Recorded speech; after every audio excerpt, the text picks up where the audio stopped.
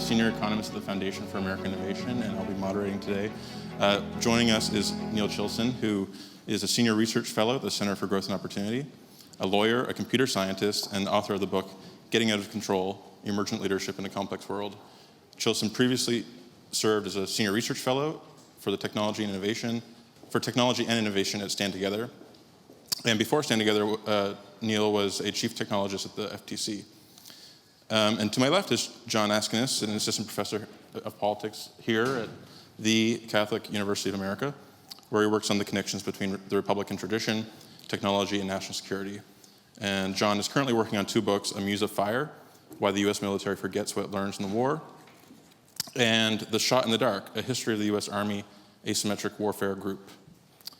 We're here today to talk about artificial intelligence, and so I just thought I'd introduce by giving a little bit of historical perspective. In 1951, Alan Turing, the godfather of computer science and artificial intelligence, published a remarkable essay titled Intelligent Machinery, A Heretical Theory, in which Turing predicted a future where machines, quote, can be constructed which will simulate the behavior of the human mind very closely. Turing continues, there will be a great opposition from the intellectuals who are afraid of being put out of a job. The machines, meanwhile, would, quote, converse with each other to sharpen their wits. Therefore, it seems probable, Turing concluded, that once the machine thinking method had started, it would not take long for it to outstrip our feeble powers. So 72 years later, Turing's prediction seems remarkably prescient, maybe ominously prescient is a better way to put it. Progress in artificial intelligence has taken off, producing systems like ChatGPT that indeed simulate behaviors once thought to be exclusive to human minds, from abstract language understanding to the ability to generate creative works of art. So whether Turing's final warning comes true, that the machines will outstrip humanity, that remains to be seen. But as sci-fi as it sounds, leading AI researchers and policymakers are taking the risk seriously. So as we speak, today is the first day of a two-day summit in the United Kingdom, the AI Safety Summit, where world leaders in government and AI are gathered to discuss what to do about AI. And on Monday of this week, the White House released a much anticipated executive order on AI that, among many other things, requires the leading AI companies to run and disclose safety testing of their most powerful models before they can be deployed.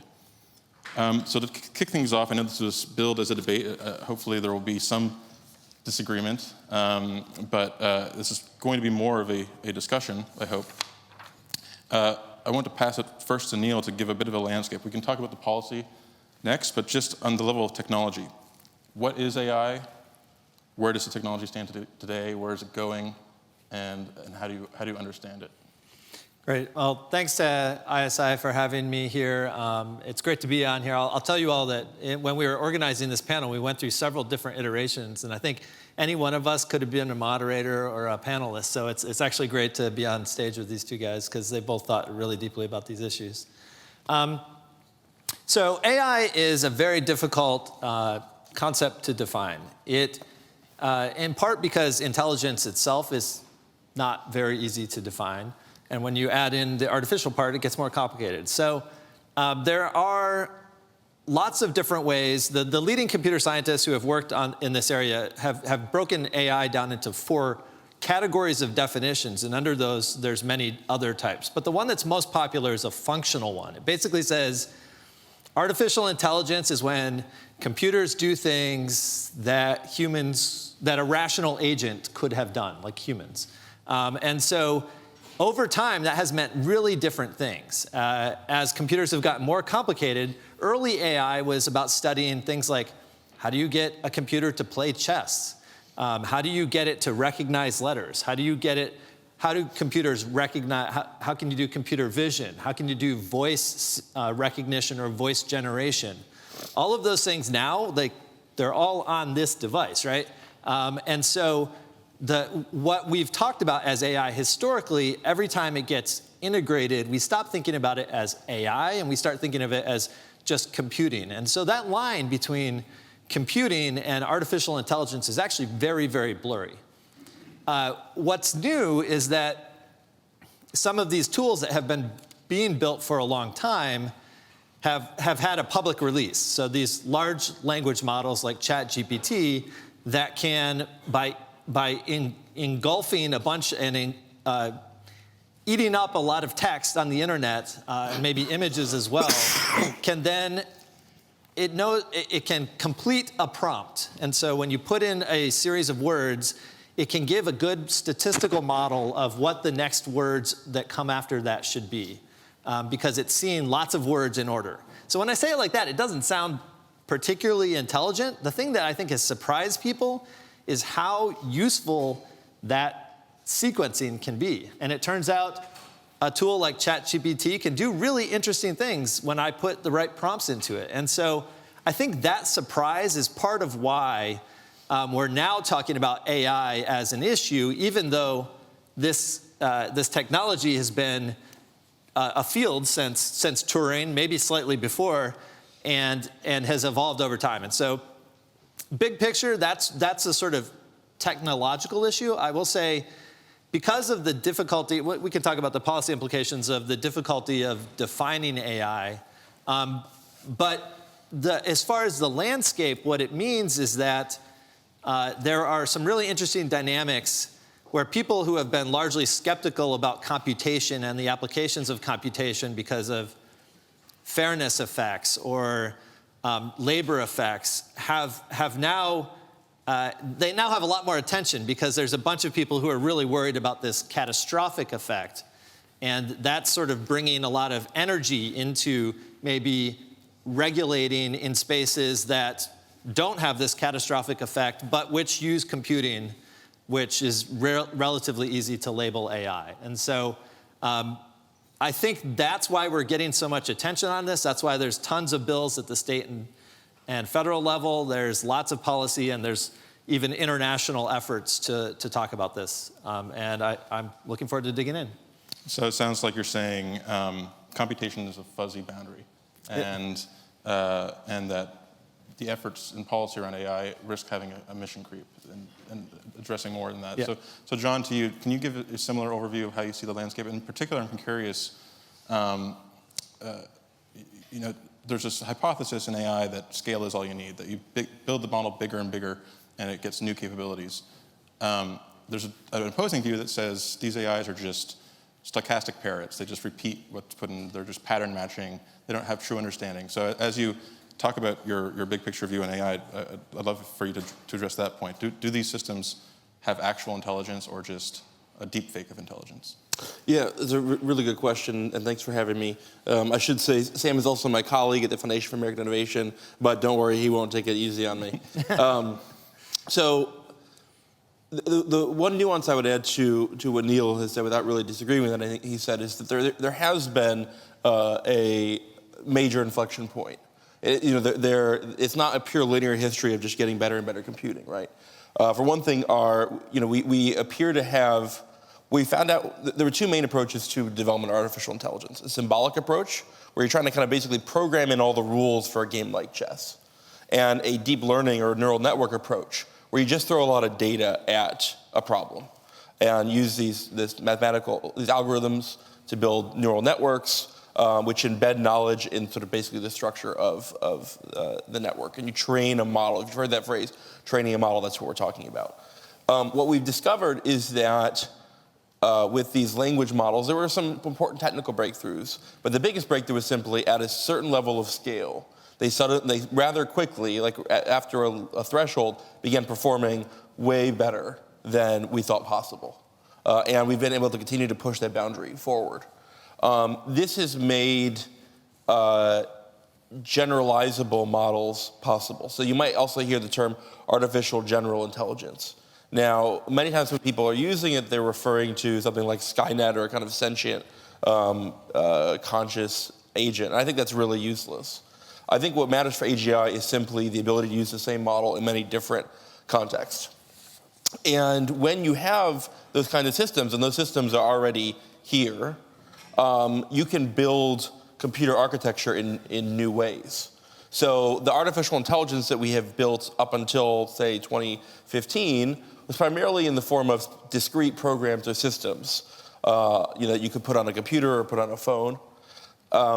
Many people working in this field now think we could actually fundamentally re-engineer how we build computing systems around artificial intelligence. So for instance, an operating system built from the ground up with a high quality artificial intelligence model could perform many more functions at a much smaller size than the way we currently build operating systems. And there are huge second and third order implications of that. Imagine having an actual super intelligent supercomputer on your wrist, or even in a tiny drone, right, for a military application. So I think there are some important, quantity has a quality all of its own, Stalin famously said. To your point, though, I think what's fascinating to me about what has emerged with large language models is that they don't imitate the human mind. Right? They can perform tasks that we previously associated with human intelligence, but they don't perform them at all in the way that humans perform them. Right? They take this very stochastic, probabilistic approach using enormous amounts of data. The human mind is not simply the prefrontal cortex, the reasoning engine, right? The brain, as we now know, has enormously complex structures built up over evolutionary time that provide not just rationality, but also will, desire, instinct, etc. And so, for better or for worse, to the extent that we build these systems and they behave as intelligent agents, they are alien agents. They don't think like we do. Neil, where are we going in 5 years? Will we solve those problems? Will we have systems that have something like will or agency or even sentience? Is that possible? Well, if I knew, I would be spending my time building these things. So I don't know for sure, but if history is any lesson, and it isn't always, both in technology and in AI in particular, there have been waves of excitement and concern and belief that these new technologies were going to drive wide change. And sometimes they did, but they absorbed into our complex system of humanity in a way that was more incremental than I think the fear was. And so I would say the good money is on that in 5 years, we're talking about something else being AI or maybe a different type of computing concern. And we look back and we're like, oh, remember when we were all worried about ChatGPT, like text and text generators, and how that was really concerning? My bet is this technology is in some ways different than the previous ones in that it has a much more direct consumer-facing application that people can engage with now. Many of the past expert systems in AI, for example, were aimed at finance or medical fields. And some of these language models seem like they have applications in lots of different fields. So that is a little bit different.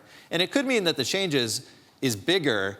But I suspect we're on a crest of some kind of a techno panic, and that when we start trying to deal with the real problems, and to me this is where we start running into the issue that AI means many, many, many different things. When we start to actually deal with the problems, we're going to see like, oh, I'm worried about how this software is being used in autonomous vehicles, or how it's being used in housing applications and choices, or how it's being used in military applications. And we're going to see that we can still deal with these problems, and that fundamentally we should worry about that harm in that sector and stop just thinking about AI generally, because it's such a broad term. And so I expect in 5 years we'll have some sector-specific regulation that deals with fills some of the gaps for that AI creates. We'll probably have some overreach. We'll probably have some underreach in both of those, and we'll continue to integrate these systems into our life. And I should say, the opportunity here is very large. I think there's a lot of potential benefits. The one that we don't hear a ton about is, or not enough, I think, is the potential benefits in healthcare. Because a lot of these difficult problems in medicine are around the fact that we as humans, as complex systems, right now the medicine generally just treats us all the same. Right? We're basically an average of everybody. That's how drugs are developed right now. If you can get a deeper understanding of what individuals need and or maybe even smaller groups of individuals need, for treatment. AI is going to make that, I think, increasingly possible, and that has huge health impacts. So I'm excited about the future. But I think probably in 5 years we'll be feeling the way that all the people who signed the 6-month letter, 6 months ago, about how we should do a pause feel, which is like, oh well, what was I worried about? I actually doubt they feel that way, but that's how I feel about their letter. So. All right, so sort of over-promising and under-delivering. Yep. Turning to policy, maybe John, I'll have you set the stage, sort of the context, because there's been many Senate hearings, many other kinds of activities going on worldwide. Sam Altman, the CEO of OpenAI, has testified. Dario Amodei, the CEO of Anthropic. These are sort of the two leading companies. I think it's noteworthy that both those companies, they're not simply trying to build sort of sector-specific applications. They have it in their mission statement to build these unified agent-like AGIs. How do you read their forays into politics? Is this just purely cynical? Are they trying to pull the moat up behind them, or are their concerns real? Yeah, so I think before I get to that, I think I need to express a point of disagreement with Neil, which is I don't think we're just in the top of another hype cycle. Before 6 months before the Wright brothers first, made their first flight at Kitty Hawk, the New York Times had an article on the future of powered flight, predicting that it was 100 years or more off. Right, 6 months later, we had powered flight. Within 5 years, we had fighter aircraft, and within 10 years, we had strategic bombers and commercial flights, and the rudiments of a revolution in air transportation that didn't taper off for basically 50 years. I think that's the moment that we're at for artificial intelligence. We have made a major breakthrough in the kinds of systems that we can build. All the indications about what it takes to build more sophisticated systems suggest we have a long ways to go, even within one technical development paradigm. And the actual commercial and military and societal uses of these breakthrough technologies we've only begun to scratch the surface of them. If we stopped all model development today, it would still take us years to get the most out of the systems we've already built. So I do think this is a revolutionary moment. Now, to your question about the policy dimension, many people who are involved in developing AI, one thing, kind of a high-level point is, one of the lessons of history, I think, is that the people who are best at building technical systems are almost universally some of the worst people to go to for advice on regulating those systems and on their societal impacts, because they're necessarily very good and intensely focused at one thing. They don't necessarily see second and third order implications. They're not experts in sort of the social history of technology. I don't think it's pure cynicism, although I'm not sure everyone in the space, I don't think everyone in the space, including not just OpenAI and Anthropic, but also incumbent players like Microsoft and Amazon, I don't think they all share the same motivations. I do think that there is there's a correct instinct to that this technology is powerful, that if it's just the Wild West, there will be disastrous things that happen that will lead to overly rapid and damaging regulation. So I think the kind of steelman argument for regulating now on behalf of these companies is that it is a powerful technology. If we get ahead of setting a regulatory framework that makes it less likely there's a catastrophic failure, then we're actually likely to have an overall better regulatory environment. That being said, I think that I'm deeply concerned that they overrate the possibility of catastrophic risk, and they underrate the problems of sort of authoritarianism and technological slowdown from centralizing the technology and building a regulatory moat so early. Neil, I don't anticipate you or ask you to summarize everything policy-wise. Just this latest executive order is like 100 pages and deals with everything under the sun. But just in light of the previous speech we heard talking about, or alleging that libertarians have sort of sold out the American worker, that FedSoc is breaking worker power and so forth. AI seems like it could be an accelerant to those things, whether or not that is a correct or charitable way to frame things. But from your past at the FTC, this latest executive order does a call out to the FTC and says, we need to be regulating aggressively against competition, the use of AI to consolidate market power, to engage in unfair trade practices. Given that background that you've had, how do you read both the overall EO and also in the context of the FTC? So first, John, we actually really agree. The New York Times gets tech wrong all the time. And so, 100-year tradition. 100-year tradition at least.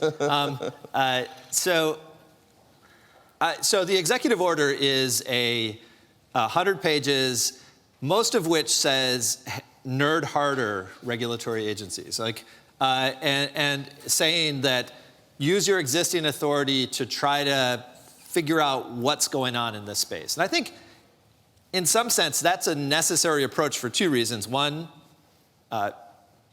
despite many actions that might suggest otherwise, I think the executive branch realizes that they can't do this without Congress. There's a bunch of things they can't do without Congress. And so the EO is necessarily cabined by existing legislation.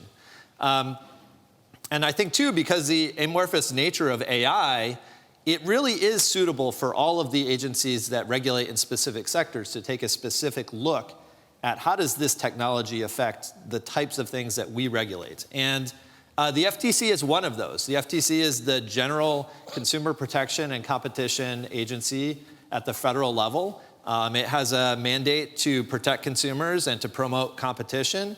And I think the executive order says, do that for AI too. The current leadership at the FTC has been extremely aggressive in a lot of different ways, and I think in AI is showing the same sort of aggression. Chair Khan wrote an op-ed weighing in on the ways that AI could be bad for competition. I think it's really interesting that we're saying that in the context of a technology that literally put all the major tech players on their back foot coming out of the gate, where they're like, it wasn't any of the big four that released ChatGPT, even though many of them had technology that was similar. It was OpenAI, and drove a bunch of these companies to react in a way that I think has increased competition. That's a short-term effect. And the longer-term effect in AI, I think, is really up for grabs, and it really will depend on how we structure regulation. Right now, these technologies can be built with some of these the largest of these models take lots of money to train, right? That means that on one hand, the big guys have an advantage. On the other hand, it means if there's a real missing opportunity, there's tons of VC money pouring into the space. And so that can increase competition. And over time, that cost of building and training the models and running the models is going to come down. Already, I think people are surprised what open source models can do. We thought that basically you'd never be able to run these things except on a giant cluster of computers. People are running these on Raspberry Pis. Now, it runs really slow, but it does seem that you can get distributed uses. And so I think that's an environment in which there's likely to be a ton of competition, unless we put up a moat that says, hey, no, in order to do new things with this technology, you need to come ask the government first. You need to get a license. You need to report who your users are, all of this stuff. Those are pressures that will centralize and consolidate the use of this technology.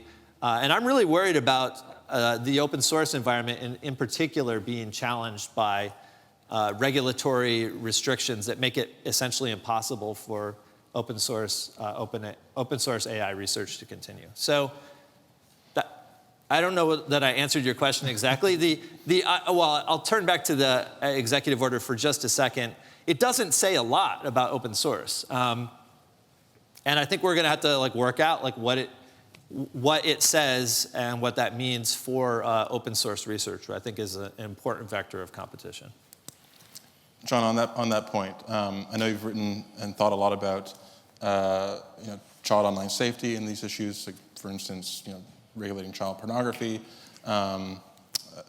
it seems like AI, and especially open source AI, could have major implications for that sort of thing. We hear a lot about, the risk that these systems could design a biological weapon. I think most people would agree that if we could narrowly ban that kind of use case, we could.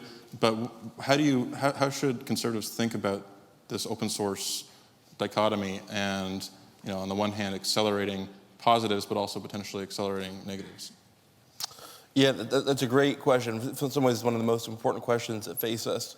Since at least the 1970s, we've made it increasingly hard to build anything in the real world and had an increasingly space to do and say anything you wanted in the sort of spiritual world or the world of media and kind of human psychology. And so the end result is you can't build roads, but you can have unlimited pornography on your smartphone, right? I think we need to reverse that polarity, right? I want to make it way easier to build stuff in the real world. And I think we need to take a much more serious approach to sort of the spiritual health of our country. One of the things that this technology affects, I think we need tailored programs and tailored regulation to address these threats. So we actually have an extraordinary track record in this country of dealing with weapons of mass destruction threats with extremely high quality counterproliferation programs, intelligence programs, and I think we have reason to believe that those efforts would continue to succeed. And again, even today, people will tell you that the difficult thing about designing and building a biological weapon is not the know-how of what would be a damaging system. It's all the actual physical and the real world stuff. So the problem when you hear artificial intelligence people talk about this problem, one of the steps is always, and then you send it to a Chinese lab and they synthesize it for you. Well, maybe we have a problem with Chinese labs synthesizing drugs and sending them to America. We already have that problem with fentanyl, right? That's already a biological war on the American people. So I think we should deal with it at that level, not necessarily the level of nerfing our open source systems. I think the second question on the second part of it on things like child pornography, we took this sort of dodge of a harm-based framework to regulating pornography and child pornography, and we need to challenge that because under that framework, if you're using an AI model to create virtual child pornography, the argument will be you're not harming children. And you could, I suspect you'll be able to do this even with models that data sets do not include any actual child pornography. We have to stand up for the fact that the harm of that is not only in the children that are hurt, but also in what it spiritually does to the makers and consumers of pornography and child pornography. And so I think we need a regulatory framework that addresses that head on. When you talk about pornography or drugs like fentanyl, in the AI space, they call that reward hacking. If we can have easy access to calories or things that just get our dopamine hits, then we can get glued to our screens. And to me, that what you're getting at is that technology should ideally complement being human rather than exploit human weaknesses. Mark Andreessen, the venture capitalist and tech entrepreneur, recently wrote a manifesto, the Techno-Optimist Manifesto, where he all but says that we should embrace AI and accelerate into a post-human future. And obviously, many people in the AI space, not only would it be unfair to say that they care about human-oriented technology, but they would like to transcend humanity, that they would build something newer, better, some newer, better form of intelligence. Where do you fall on that philosophically? Should we upload our brains if that becomes possible? Should we modify our desires? What are the limits to technology? Maybe it's feasible, but should we do it? Yeah, it's a hard question. I think Andreessen, his manifesto is a manifesto, right? The whole point of it is to basically rally the right people and piss off the wrong people. And so I think that his manifesto did a really good job of that. But it is interesting that in the AI space, you have this sort of horseshoe effect where the doomers are really worried that AI is going to destroy humanity. And the accelerationists, at least there's a group of them that basically are really excited that AI is going to destroy humanity. But they wouldn't call it destroy. They say transform, right? So, and they actually sound quite a lot alike. I'm not really anywhere on that. I'm optimistic about how society and humanity, which is deeply complex, way more complex than I think any generative model that might imitate any one human, just like society is more complex than any one of us. I think I am optimistic that we will embrace this technology to deal with some of our human limitations, which has been the task of technology for all of history.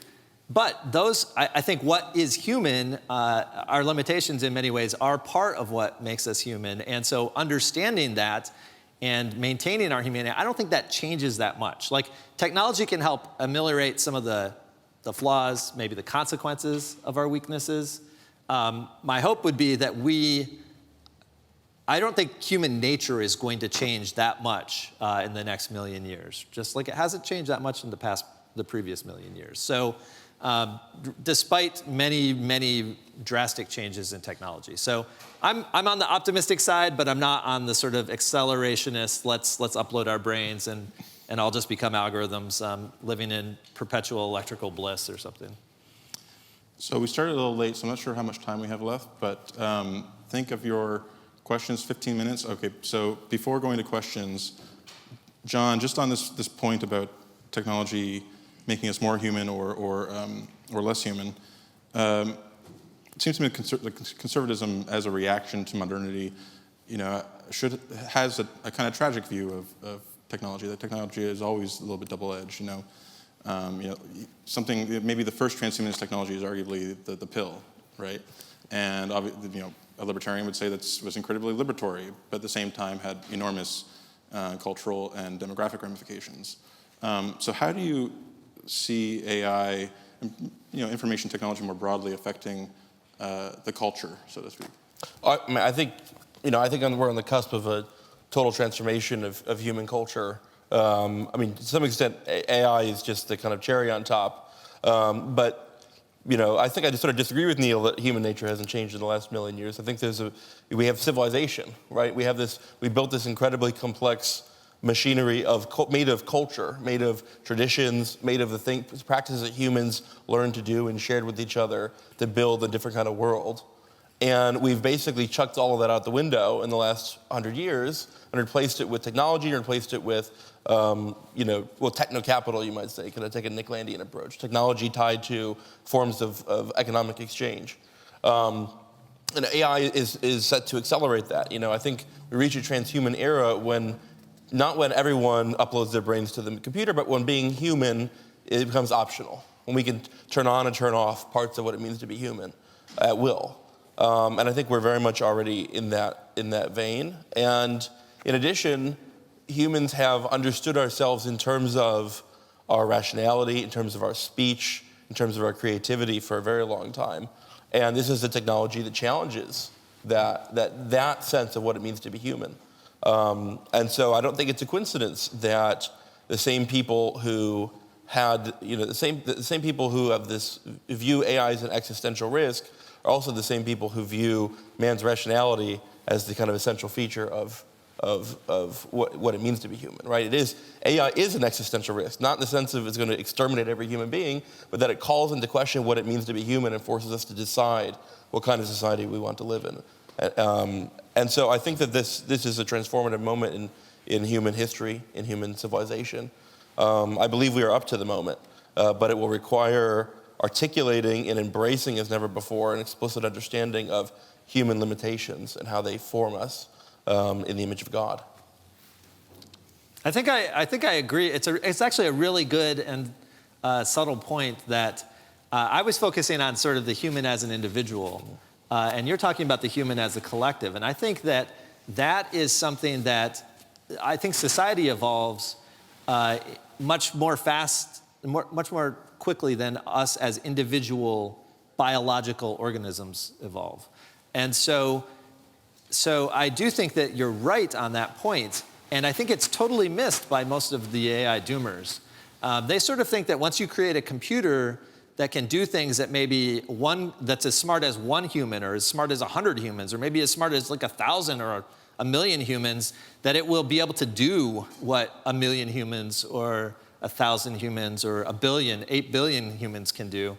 And I just think that's that misunderstands how complex the world is and how complex human society is. And so I am also optimistic for that reason. I think we are going to have these powerful tools that are going to become part of society, and they will help us as humans explore what it means to be human. I think that's a really important thing for us to talk about.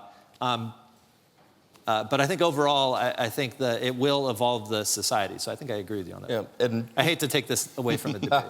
well, just to extend something you said, the Turing test is often presented as a kind of static test, as if there's one sense of what it means to be human, and a computer will get better and better until the person surpasses that. But that's not the case at all. The Turing test is a completely dynamic test. As computers evolve, our expectations of what is a computer and what is a human also evolve. The problem, I think, with a lot of people that build AI is that they're all nerds, right? They're not familiar with kind of the mean girls problem, right? The mean girls will always invent another, better, more sophisticated way of exerting status and hierarchy over. We humans have been doing this for millions of years. We're really good at it. And I'm confident that there's an arms race of sociality going on, as it were, between humans and these advanced systems, and I think humans have the better of it. Okay, we have a little under 10 minutes for questions. I'll leave it to the microphone. Is there someone with the microphone? The table over there is with you. Thank you very much. I'm Mahin Khatami. I'm an immunologist. And for full disclosure, I'm a registered Democrat. Welcome. Thank you. I've been in cancer research and vaccine sciences. With regard to AI, I have to take a little bit of concern that a natural immune system cannot be translated by artificial intelligence, because the natural immunity by itself is one of the most sophisticated electrochemical, electrobiological. Yes, I will. I will. Thank you. The complex system that can intelligently be intelligible under different circumstances. So I don't think we should really look forward that would give technology to take the place of the natural behavior of the system, aside from the ethical system, aside from the ethics that are involved. Yeah, I think I can take that. I think you hit on a good point, which is that these systems will be best used alongside expert human practitioners. They're not.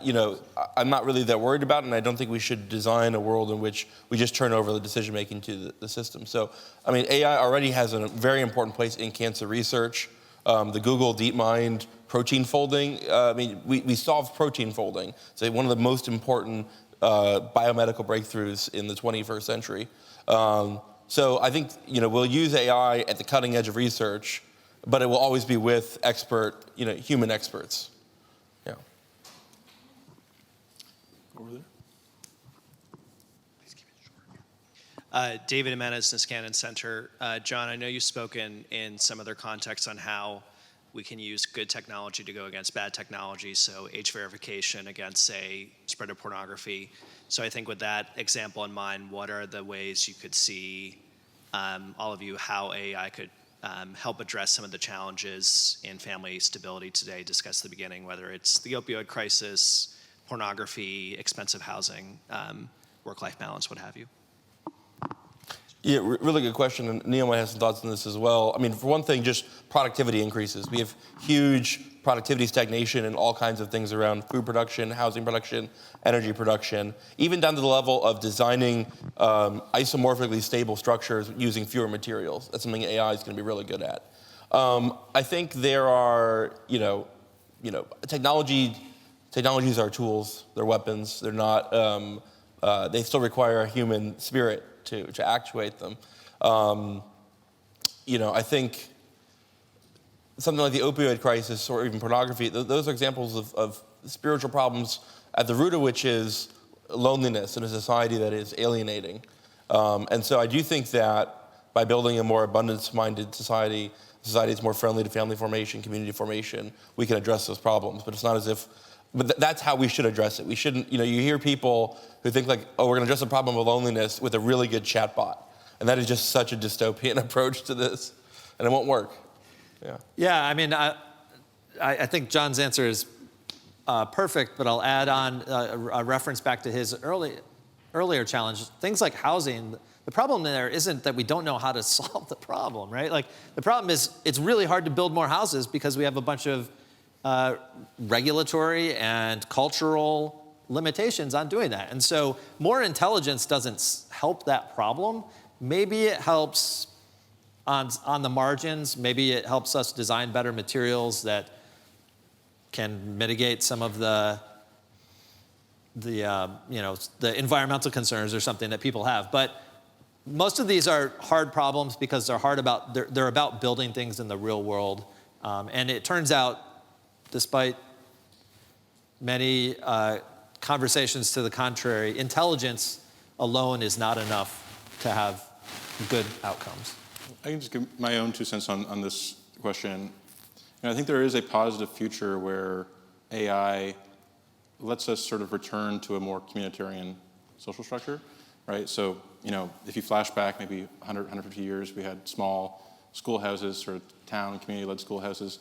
And then with industrialization, everyone has to move to the city, and the labor costs go up, and so we have to build these big consolidated school districts.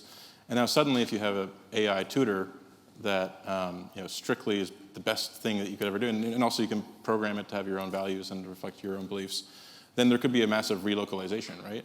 And the same, sort of analogous to how COVID and the move to remote schooling enabled this dramatic jump in homeschooling, as people realized that they had the means now with technology to exit the system. So I just don't think that future is necessarily automatic, right? There is another future where we all get wire-headed into the experience machine, and we need to live it. It's a great point. As a kid who was homeschooled in the 90s, ChatGPT would have been awesome. Well, that is all the time we have for questions. Will you join me with a round of applause in thanking our 2 panelists and our moderator?